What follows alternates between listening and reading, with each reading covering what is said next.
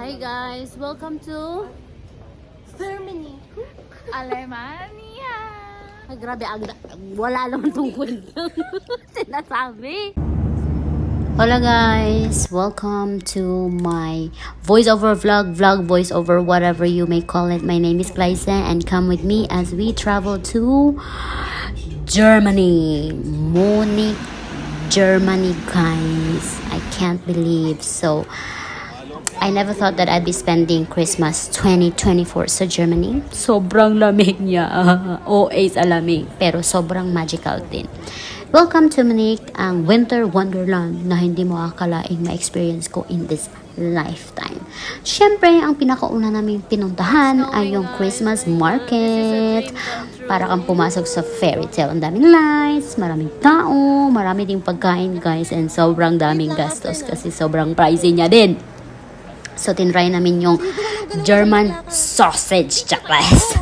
Pero German sausage talaga ang tawag yan, guys. Grabe. Ang lalaki ng mga German sausage chakat. Tapos, tumikim din kami ng hot wine. Ano pa mga at saka pretzels. Oh my God, for the first time. And of course, naranasan din namin ang snow. Yun, ang totoong winter talaga dahil legit na snow. Hindi lang yung yellow dyan sa tabi-tabi. Charot. Ang saya pero grabe ang lamig, no? Ang dami ko ng layer dyan dahil pero sobrang lamig pa rin talaga. As in. Marami din siyang mga cute na pangregalo, mga handmade ornaments, scratch, chocolate. Medyo pricey talaga siya guys, no? Pero ang ganda ng vibe. Siyempre, si auntie yung lola, hindi rin nagpahuli. Nag-try din ng hot chocolate. O, diba? As in, sobrang sarap. Yun lang masasabi ko, dai.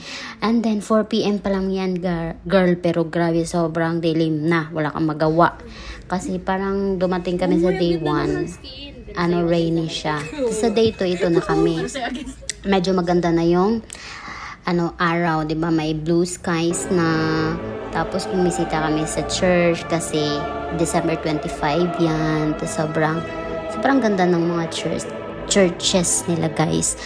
At naglakad-lakad kami sa Munich area. Nakita namin, pumunta kami sa isang park, sa isang fountain. Kumain kami ng pretzels with coffee. O, diba? Hindi palaban ang mga auntie mo. Tapos nakakita din kami ng mga polisiya. Mga polisiya na nakakabayo dry.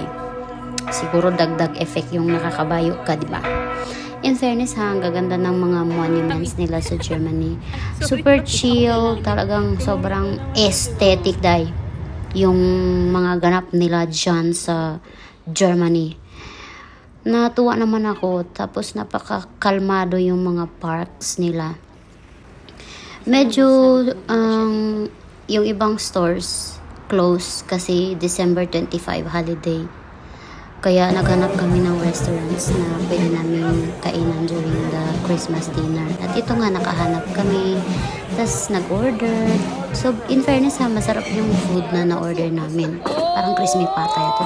At meron pang kababalaghan na nangyari kasi delivery kami dahil ng beer sa katabi naming, parang South Korean sila. Tapos may nakilala din kami na couple from South Korea. Yung araw na yan ay talagang the best for us kasi nakalibre kami ng malaking beer. Sarap yung pagkain namin. Ayan, nag-cheers na kami. It's like one in a lifetime experience na nakaranas kami ng sobrang saya ng moment sa panahon na yan, guys. As in, isa lang masasabi ko. So, thank God for this. Adios! See you later!